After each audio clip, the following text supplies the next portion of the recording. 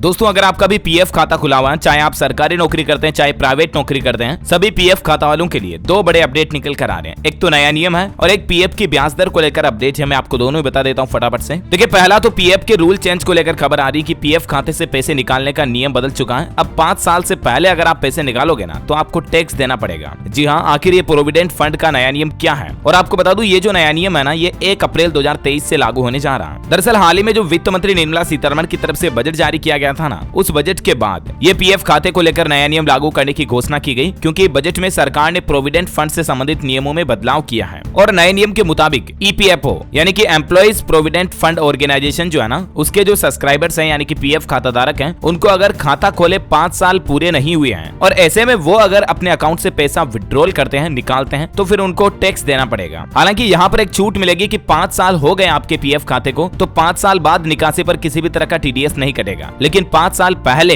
PF account से निकाली गई पूरी राशि पर टीडीएस कटेगा। इतना ही नहीं, साल में 2.5 लाख रुपए से ज्यादा का पीएफ कंट्रीब्यूशन भी टैक्स के दायरे में आएगा। और बजट में टीडीएस को लेकर एक और अहम बदलाव ये किया गया कि अगर आप अपने पीएफ खाते से 1 अप्रैल 2023 के बाद पैसा निकालेंगे तो अब आपको 30% के बजाय 20% ही टीडीएस देना पड़ेगा, भले ही आपका खाता पैन कार्ड से लिंक्ड हो या नहीं। 1 अप्रैल 2023 से पहले अगर आप ईपीएफ से निकासी करते हैं तो फिर तो आपको 30% टीडीएस यानी कि पहले की तरह टीडीएस देना पड़ेगा, लेकिन 1 अप्रैल के बाद ये टीडीएस भी 30% के बजाय 20% ही लगेगा। वैसे यहाँ इंपॉर्टेंट बात ध्यान देने वाली ये है कि 5 साल के अंदर अगर आप पैसे निकालते हैं तो ही आपको टीडीएस भरना पड़ता है। 5 साल के बाद अगर आप पैसे निकालोगे तो किसी भी तरह का टीडीएस नहीं भरना पड़ेगा। और साथ ही वित्त मंत्री निर्मला सीतारमण ने हाल ही में बजट में इस बात की भी जानकारी दी थी कि टीडीएस के लिए 10,000 रुपए की लिमिट को भी हटा दिया गया। ठीक है ना, तो पहला अपडेट तो ईपीएफ को लेकर टीडीएस से संबंधित ये रहा। दूसरा अपडेट देखिए कि हाल ही में सरकार ने ब्याज दरों में भी बढ़ोतरी की थी। जो पीपीएफ योजना पोस्ट ऑफिस में खाता खुलाते हैं ना, पब्लिक प्रोविडेंट फंड, उसके ब्याज दरों में सरकार ने मार्च 2023 तक की तिमाही के लिए हाल ही में ब्याज दरों में बदलाव किया था, और इसके मुताबिक अभी आपको 7.1% की दर से ब्याज मिलेगा मार्च 2023 तक के लिए। लेकिन 1 अप्रैल 2023 के बाद सरकार हर तिमाही के बाद जितनी भी स्मॉल सेविंग स्कीम्स होती है ना, उनकी ब्याज दरों को रिवाइज करती है। मोस्टली कोई चेंज नहीं होता है, लेकिन 1 अप्रैल 2023 के बाद अगर ब्याज दरें बदलती हैं तो